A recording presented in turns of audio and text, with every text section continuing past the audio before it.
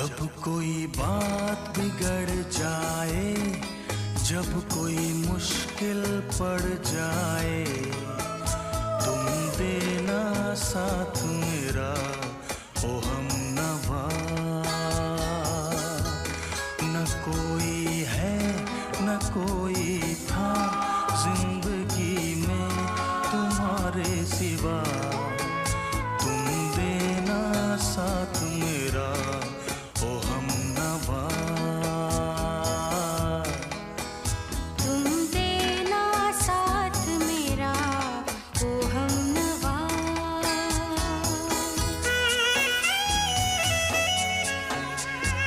हमारा लल्ला तो किसी को परेशान नहीं करता है। वो आपको भूख लगी होगी, आप दूध पी लेते ना। तू भी ना बहू, अब लल्ला बड़ा हो रहा है, अब इसके लिए सिर्फ दूध काफी नहीं है, इसलिए मैंने थोड़ी सी घी और शक्कर की चूरी बनाई है इसके लिए।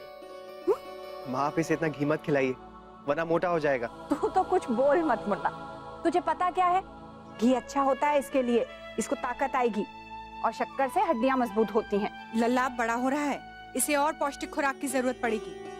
और वैसे भी बच्चे की थोड़ी सेहत बनेगी तो ही तो प्यारा लगेगा। तू भी तो बिल्कुल वैसा ही था।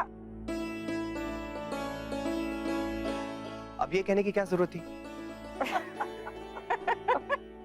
लाइए माँ, डुगू को मुझे दे दीजिए। ना बहू, तुम लोग कपड़े बदल लो, लल्ला को मेरे पास ही छोड़ दो, अभी तो थोड़ा और खाएगा ये। हाँ देखो भाभी माँ कितने मजे से खा रहा है। हाँ। मीठा पसंद है इसे, दादी की तरह।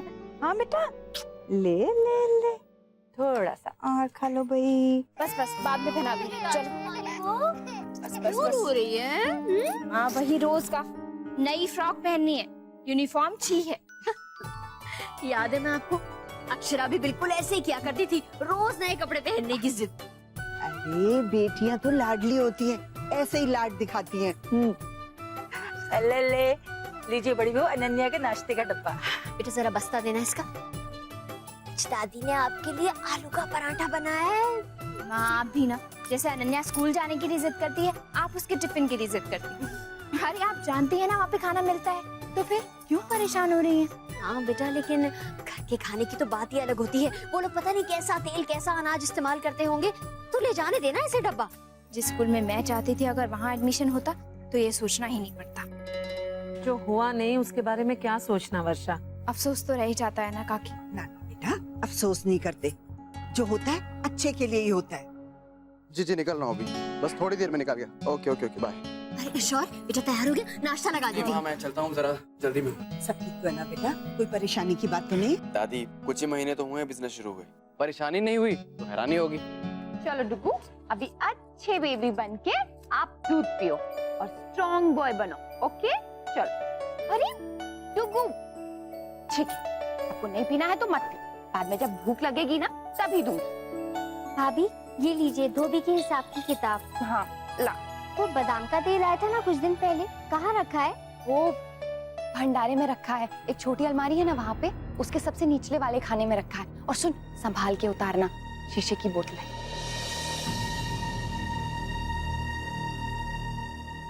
लल्ला,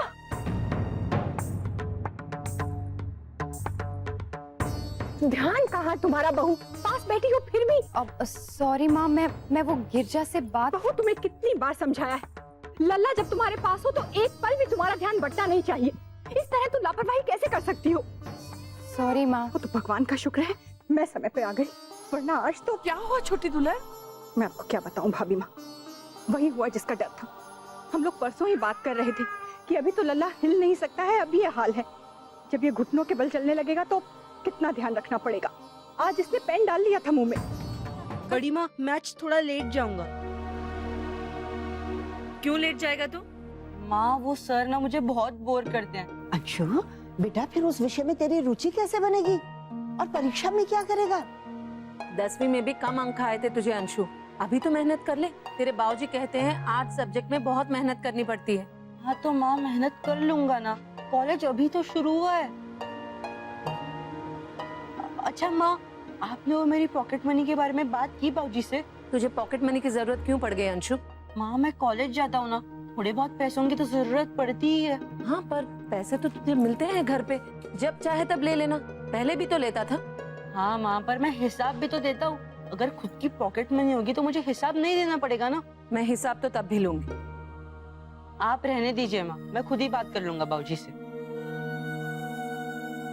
इस लड़के के बारे में मुझे बहुत चिंता होती है दीदी, पता नहीं क्या करेगा ये।